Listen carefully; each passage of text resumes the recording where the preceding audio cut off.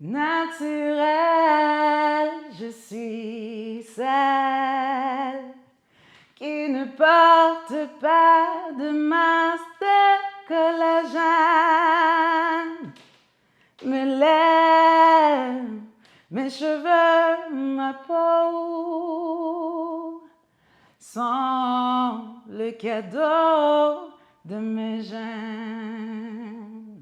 Je m'appelle Stella Adjoki.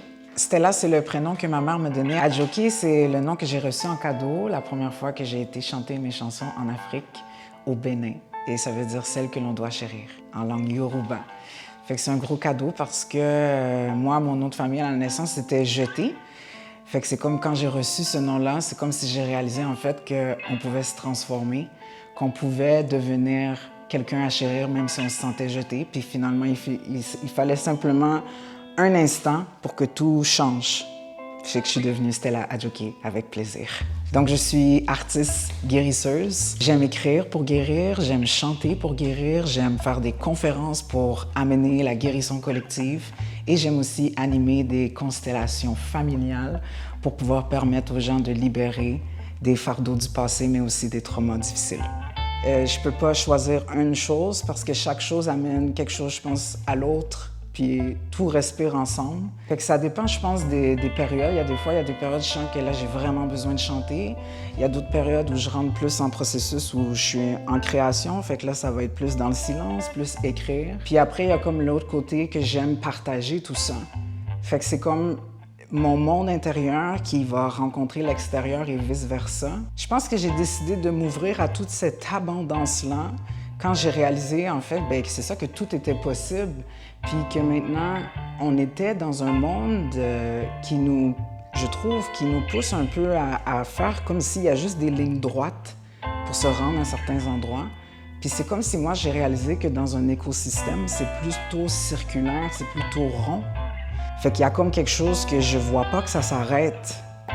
Un chemin, c'est comme si un chemin en amène un autre, puis c'est ça qui fait le cycle de la vie. Je pense que l'Afrique, où je suis allée justement, où j'ai reçu mon nom, ça m'a beaucoup ouvert à ça, cette façon qu'en fait, j'avais le droit d'être heureuse dans tout ce que je réalisais, même si je parlais de choses lourdes, même si j'avais eu un vécu difficile.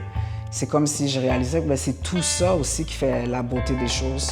Je pense que pour moi, qu'est-ce qui est important, par exemple, quand je fais une conférence, puis le message que je veux que les gens gardent, c'est qu'ils ont plus de pouvoir qu'ils pensent, souvent, puis qu'une fois qu'ils sont conscients de ce pouvoir-là, ils peuvent faire tellement de choses qu'ils pensent impossibles. Mais c'est justement ça, le pouvoir, c'est d'être capable d'avoir une vision puis de la faire apparaître. Quand moi, je finis une conférence, que la personne sente qu'elle est exactement là où il fallait, à sa place dans la vie, puis qu'une fois qu'on accepte ça, on peut aller où on veut. Moi, j'ai des informations, peut-être, puis parce que c'est ça que j'aime, je trouve authentique à partager, mais pour moi, tout le monde a aussi cette capacité-là, à sa façon, qui est peut-être pas toujours de communiquer avec des mots, mais que tout le monde a sa place vraiment dans ce monde-là pour amener quelque chose qui va faire respirer les autres. Puis c'est comme ça qu'on crée un écosystème, je pense. Fait que, ouais, c'est tout ça que j'aimerais que les gens se rappellent quand je fais une conférence.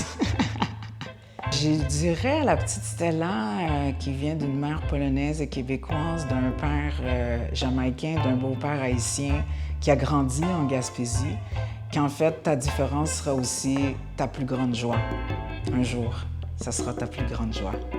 Cette saison, moi, Stella Adjoki et Découverte locale, on va vraiment être chummy.